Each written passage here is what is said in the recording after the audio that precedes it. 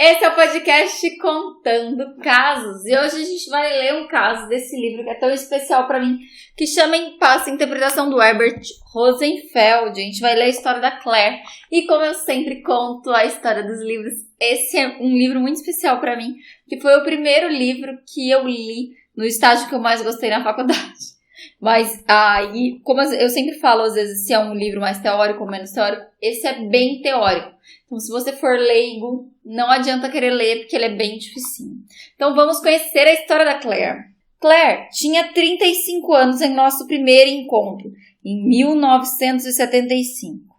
Dera à luz recentemente a um menino e tinha então um pouco mais de 3 meses.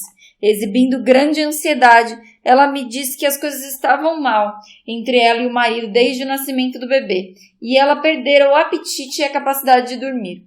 O marido chegava do trabalho em um certo momento da tarde, dizia-lhe para colocar uma mini saia a fim de excitá-lo, e pedia-lhe que lhe fizesse amor com ele imediatamente. Havia um forte tom persecutório em seu relato, e as acusações contra o marido eram violentas. Em contraste com isso, havia uma descrição das coisas que o marido obstivera nela. Eles haviam concordado com o pedido dele, que pareciam trair a necessidade que ela sentia de compartilhar a cama com ele, a ilusão de tudo que poderia fazer. Conseguiu aprender a tocar piano para ele, a jogar xadrez, a estudar matemática. Acima de tudo, ganhar peso. O marido trazia-lhe doces e pedia para que ela os comesse. Assim, Claire conseguia engordar 10 quilos. Ai, que triste, cara! Ok, que a gente tá em 75, mas... Ai, tô com tanta dó da Claire. E a gente pensar que o tanto de mulher que faz a mesma coisa, e o tanto que parece absurdo quando a gente lê, mas é tão real pensar que as mulheres têm que as mulheres têm dificuldade de negar sexo pro namorado e pro marido.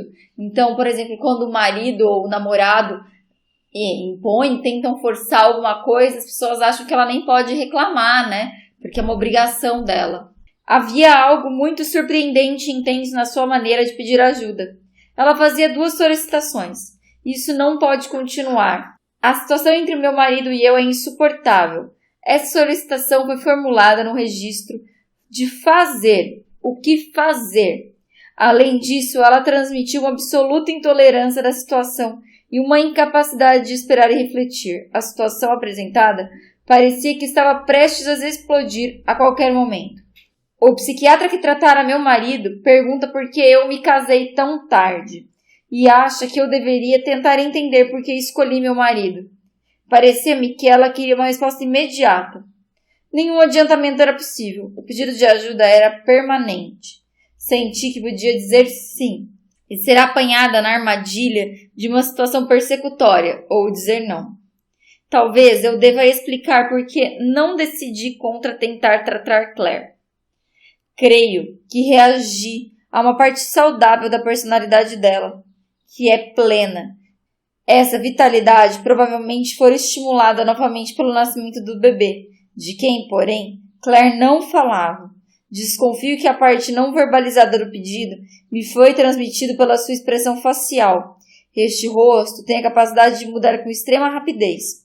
Às vezes seu rosto é ligeiramente distante e se fecha, assumindo uma expressão dramática, como a tentativa desesperada de fugir de uma situação insuportável. Pensei subsequentemente que talvez seja isso o que acontece quando ela entra no meu apartamento e quando vai embora. Às vezes, isso também acontece quando ela esquiva de um comentário meu. Seu rosto tem forte impacto sobre mim. Quando ela chega com essa expressão, digo a mim mesmo: que catástrofe ela irá contar hoje. Por outro lado, às vezes seu rosto se abre e ela se mostra encantadora e jovial. Ao me encarregar da paciente, fiquei preocupada por não fazer nada por seu marido, que estava obviamente doente. Assim que concordei em tomá-la como paciente, e ela saiu da primeira entrevista, vi-me diante do seu sentimento de terror. A impressão contratransferencial predominante foi a seguinte: eu entrara num trem a toda velocidade com ela, e nem ela, nem eu podíamos pensar a respeito dessa situação. 2 meses mais tarde, ela me informou que havia salvo a vida do marido. Deixara-o por algum tempo, mas ao voltar para casa, encontraram-o desacordado sobre a cama. Ele havia tomado uma enorme dose de medicamento antidepressivo. Claire colocou o bebê na cama e chamou a ambulância para o marido. Ele foi trazido de volta à vida quando se encontrava à beira da morte. Por fim, foi internado numa clínica psiquiátrica e em seguida enviado a um lar de convalescentes. Ao mesmo tempo, os amigos interviram a favor dele, pediram a Claire que deixasse o apartamento e o marido arranjou outra mulher alguns meses depois. Claire se mudou para uma nova casa. A situação está ficando mais triste, né? É um marido com tentativa de suicídio e ela meio culpada e as pessoas meio que concordaram. E é importante eu ressaltar que quando ele fala a parte saudável dela, ou quando ele fala de...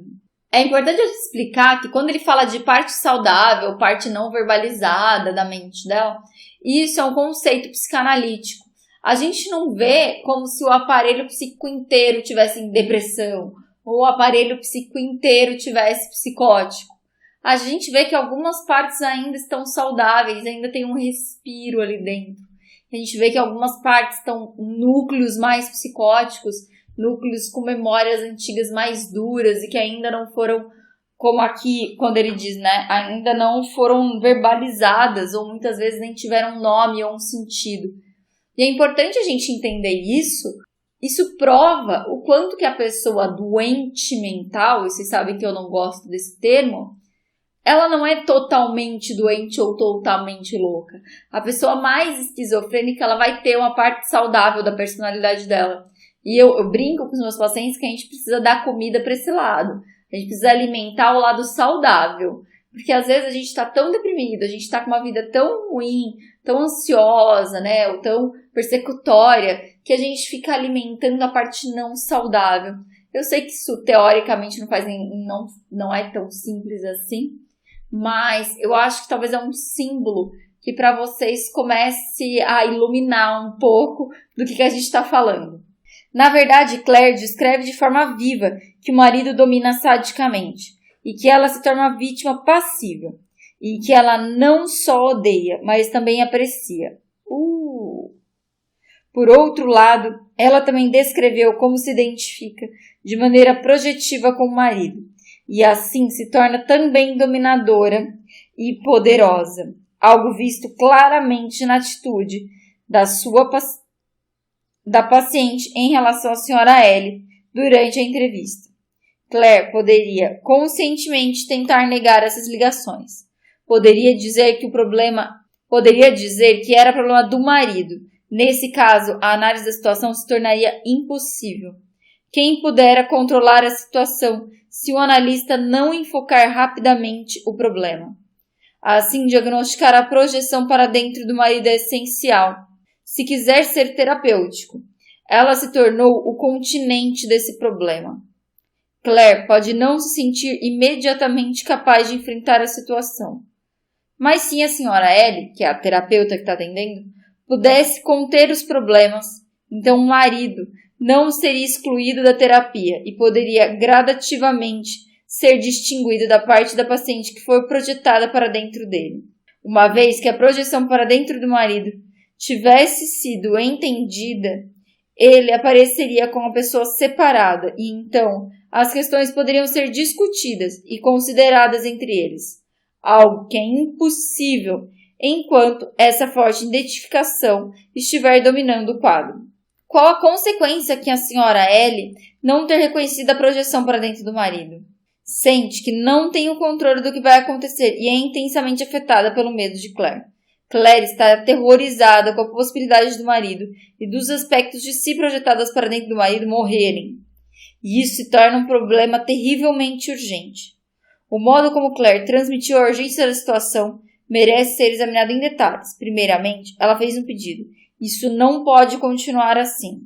A situação é insuportável, transmitindo assim uma absoluta intolerância em relação à situação que existia e essa época é incapacidade de esperar e refletir.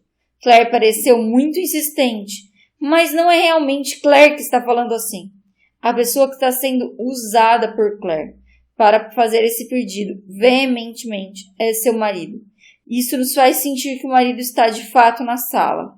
Ela está tão completamente identificada com seu marido que sentimos que ela e o marido e que devemos adequar-nos às exigências dela e do marido e submetermos a ela. Assim como, em geral, ela sente que tem que se submeter a ele. Portanto, na verdade, Claire, o marido e a senhora Ellie estão todos juntos na sala. Se percebemos isso, então, dizer que Claire, com muita clareza, que todos os três estão sendo incluídos e que o marido não está sendo excluído. É essencial ver isso, a fim de controlar a situação. Se estamos sob muita pressão para observar o que está acontecendo e refletir a respeito, temos que dizer ao paciente para vermos novamente, talvez no dia seguinte. Desse modo, evitamos tornar-se cúmplice desse trio. Espera aí que eu vou explicar um pouco para vocês. Eu acho que a Claire e o marido, eles se misturaram tanto que nesse relato, às vezes, a gente não consegue entender o que é de cada um. E eu acho que é exatamente essa sensação que deve acontecer na terapia. Essa mesma sensação que eu fiquei, eu imagino que você também tenha ficado. Porque como ela é mandona se ela está sendo tão submissa? Mas parece que de alguma forma a tristeza dela e a submissão dela se misturou tanto que quando esse marido tem uma tentativa de suicídio, ela não sabe se ela vai sobreviver. Porque talvez eles tenham se misturado tanto que ela não sabe mais. E quando ela leva ele, com muitas aspas, para dentro do consultório, fazendo parte daquilo, acho que ela tá fazendo um pedido para analista. Olha, não me pede para largar e esquecer dele, porque se ele morrer eu não sei o que acontece comigo. E acho que quando ela fala essa situação está insuportável, porque claro que tá, ela tá vivendo duas vidas, né? Ela tá numa outra casa, esse marido tá com outra pessoa, mas ela também tá com esse marido, ela ainda chama de marido. Aí essa criança não é nem falada mais, então que lugar que ocupa essa criança? E como é que a gente não se mata se a gente não tem uma vida para viver? E aí quando esse terapeuta, quando acontece essa supervisão sobre esse caso e ele diz para a pessoa que está atendendo ela, olha, você precisa viver isso, senão você vai virar um cúmplice. Porque é exatamente isso. Porque às vezes os casais têm um pacto, né? Nesse caso um pacto de violência, tanto física quanto emocional, que um alimenta o outro. E aí eu não tô tirando o fato dela ser vítima, tá? Ninguém precisa me matar. Eu sei que ela é vítima na situação. Mas pode ser que nesse caso exista um ganho secundário para ser vítima de toda essa violência do marido. E que quando ela tá sentada ali, ouvindo essa história, e ela conta essa história do suicídio, tá dizendo, olha, então não diz pra eu largar dele. Eu vou ficar nessa situação. Se ela topa e ela vai pensar em soluções e vai conversar sem que elimine esse marido da sala, sem que elimine o pedido desse marido nessa relação, ela tá ferrada. Porque é uma relação que tá toda errada, toda tortuosa, toda com entrelinhas e que vai ficar muito difícil de quebrar. Vamos ver se fica mais simples no decorrer do caso. Claire é a segunda de 5 filhos. Tem um irmão 1 ano mais velho e 3 irmãos mais novos. Foi separada da mãe ao nascer e ficou até os 4 meses de idade. Mãe e filha estavam na mesma clínica. Eram enfermeiras que cuidavam da filha. A mãe disse que teve uma hemorragia quando Claire tinha 1 ano. Sua família foi para o exterior, o pai foi para a guerra. As notícias que chegavam sobre ele eram alarmantes e a mãe temia que estivesse morto. Quando Claire tinha 2 anos, a mãe estava grávida e de luto pelo pai de Claire. Quando tinha 3 anos, seu irmão, Fabian, nasceu. A babysitter, que tomara conta dela durante 2 anos, foi embora nessa mesma época. Assim, Claire ficou só com uma mãe muito aflita e um bebê recém-nascido, que provavelmente recebia toda a atenção da mãe. O pai se fora assim como a babysitter. Houve outras desgraças.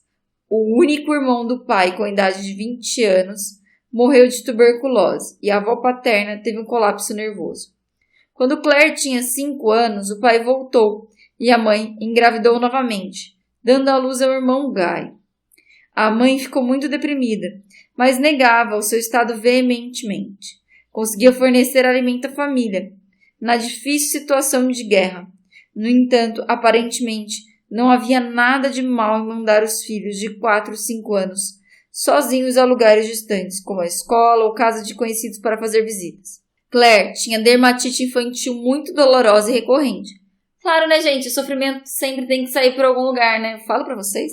Fabian, o irmãozinho, teve sérios abscessos na perna e ficou em perigo. Quando Claire tinha 6 anos, a família se mudou para a Europa. O pai estava presente, mas a perseguia. Era severo e zombava das dificuldades de aprendizagem dela. Batia nela com violência. A família mudou-se de residência frequentemente. 22 vezes ao todo. A mãe teve 2 doenças. Uma infecção primária de tuberculose quando Claire tinha 12 anos e problemas na vesícula biliar quando Claire tinha 18 anos. O pai foi novamente para o exterior.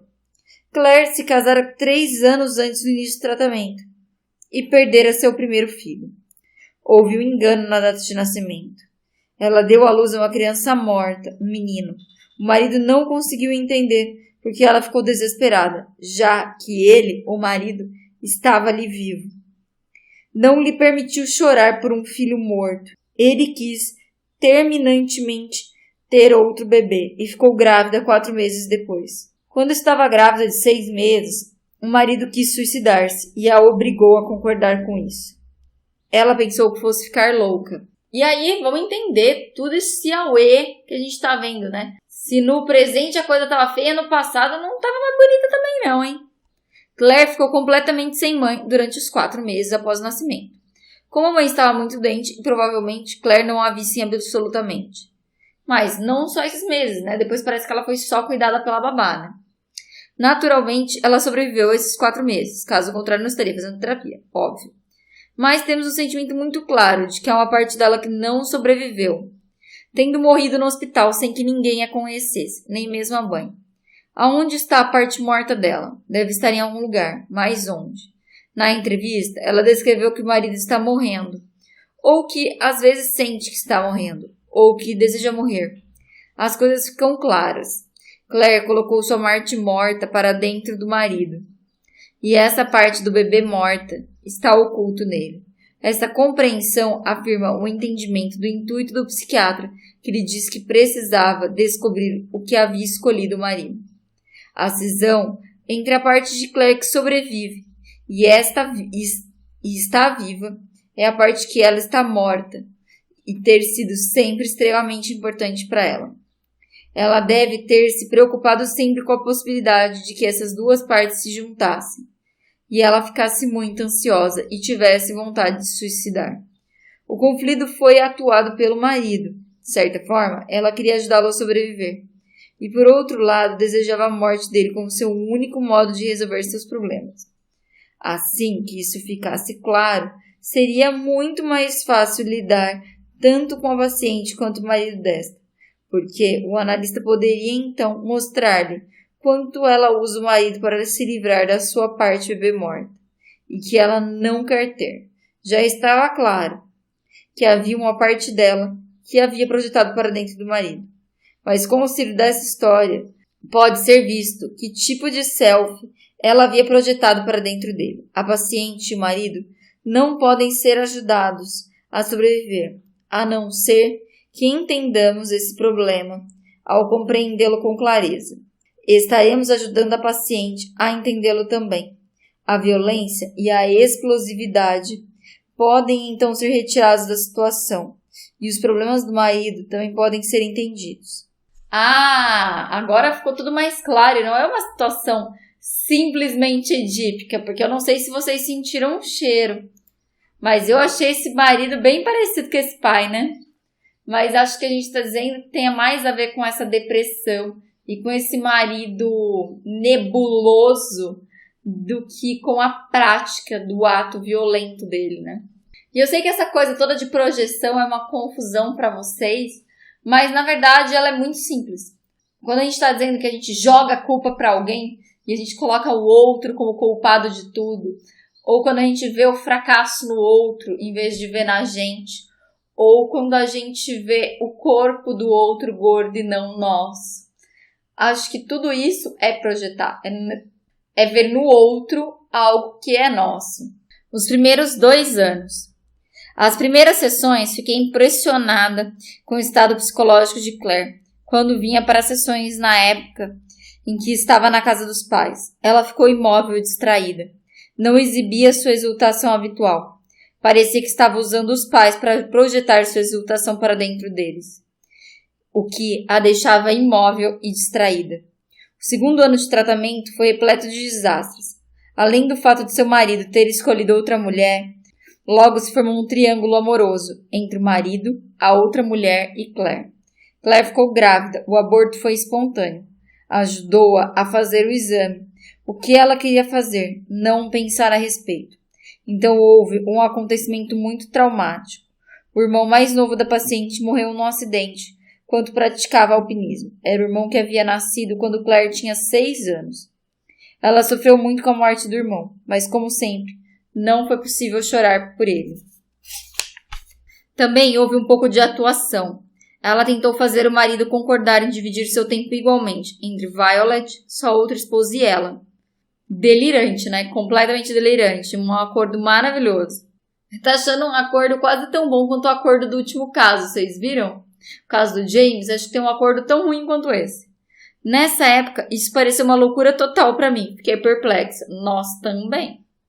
A exigência que minha paciente fez em relação ao marido levou Violet a sobrepujá-la. Ela deixou sua moradia e foi viver com o marido de Claire. O sonho seguinte mostra o triunfo da paciente sobre Violet, que representa a mãe.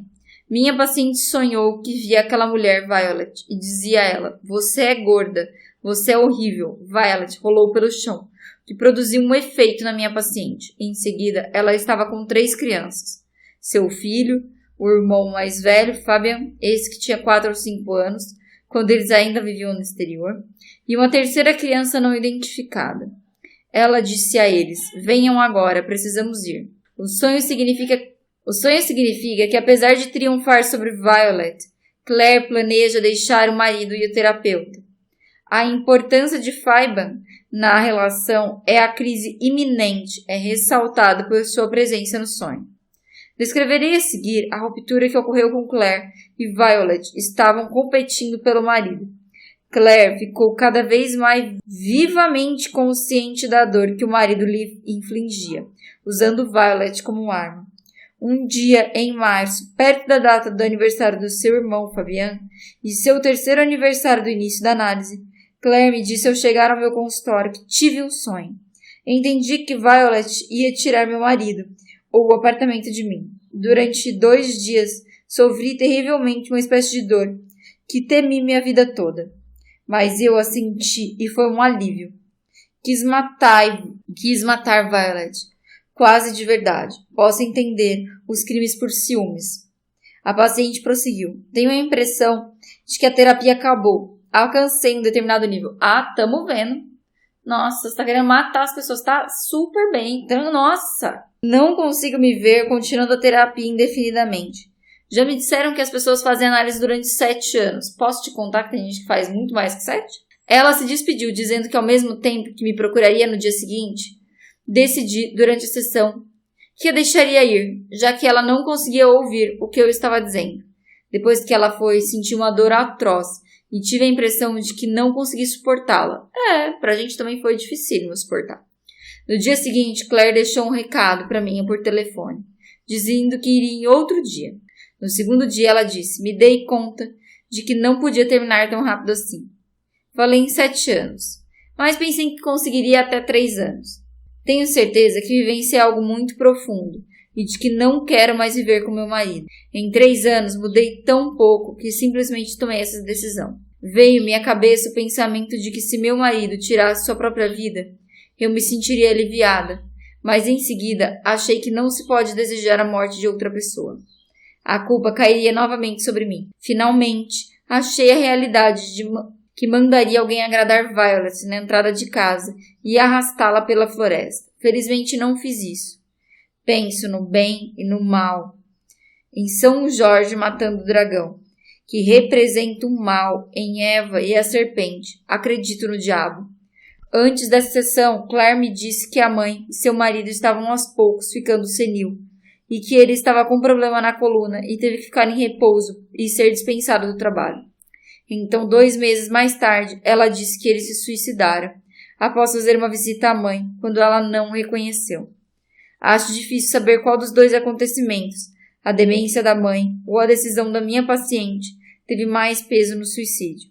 Pareceu-me Claire tinha previsto intuitivamente que o marido ia deixar para ela a responsabilidade da sua mãe demente. De qualquer modo, após a morte do marido, Claire foi esmagada por um sentimento de culpa que foram projetados para dentro de mim. Seu estado começou a me preocupar. Ela parecia sentir medo aterrorizante de que ela e o filho seriam levados ao suicídio. No entanto, esse medo começou a ceder e ela conseguiu me levar livros sobre suicídios que haviam permanecido ao marido, pedindo-me para guardá-los. Também estava tendo dificuldades cada vez maiores com a paciente no tocante ao número de sessões. Ela pedia para diminuir as sessões, para 1 vez por semana. Também houve dificuldades com a duração das sessões. Claire não aceitava o fim das sessões, e eu mesma não conseguia terminá-las. Vi-me repetidas vezes ficando com ela o dobro de tempo da sessão normal. E eu vou encerrar esse caso aqui porque eu acho que ele é um ótimo exemplo de projeção, né? Quando ela pega esses livros de suicídio, que ela tá morrendo de medo de se matar, ela projeta o suicídio dela nesses livros e entrega esses livros para esse analista. Então, ele fica depositário do risco de suicídio. Claro que ele vai ficar confuso, transtornado, assustado e sem saber o que fazer com essa paciente, porque ele agora está carregando o peso simbólico e inconsciente do suicídio dessa família e da loucura que todos eles estão vivendo. E aí eu acho muito engraçado quando ele fala, eu não sei se esse marido se suicidou mesmo por essa mãe, não reconhecê-lo. E aí sabe o que vem na minha cabeça? E aí ele fala assim, ou pela Claire. Mas não é pela Claire ter se distanciado, mas pela Claire também não o reconhecer mais. E aí eu acho que são as 2 coisas. Eu acho que quando a mãe não o reconhece, e ele lembra que a Claire também não o reconhece, ele passa a não ter lugar no mundo. Então não tem mais por que ele viver. Porque a gente existe porque alguém olha, porque alguém investe energia na gente. Quando você não é olhado, quando você não é visto, você não existe. E esse homem, quando a Claire tira esse investimento, o sofrimento dela e o amor dela, ela tira dele, ela fala, ô queridinho, devolve aqui pra mim. Não precisa mais ficar com você. Porque, na verdade, a tutela da vida dela, a gente está dizendo que é um homem que obrigava ela a fazer sexo, que fez ela engordar, que fez ela aprender outras línguas, que fez ela jogar xadrez, que estava dizendo quem era ela. Olha o poder que esse homem tinha. E ela vai lá e tirou esse poder. Ela foi lá e tirou o amor que ela deu para ele. Ela foi lá e tirou essa parte ruim dela também. E aí ele ficou sem nada, né? Porque ele também não conseguiu construir nada. Ele também era um cara que dá a entender com uma vida uma saúde mental bem complicada. A hora que ele passa a não ter olhos pro lado dele, ele não pode mais viver. Esse é um caso muito pesado sobre projeção. E eu preciso dizer que projeção não é algo patológico, não é um sintoma, não é nada. É uma coisa que a gente faz naturalmente o tempo todo. Da mesma forma com que eu projeto minha ideia de felicidade no Vinícius. Isso não significa que ele tem que ser responsável por ela. Mas eu projeto da mesma forma como eu acabo projetando, sei lá, em alguma pessoa da minha clínica, a minha frustração, o meu fracasso. Da mesma forma que eu projeto na minha mãe algo importante. Você também faz isso. A gente faz isso o tempo todo. É uma parte da estrutura. Então não pira, porque a gente está vendo um caso em que essas projeções são algo mais grave, talvez.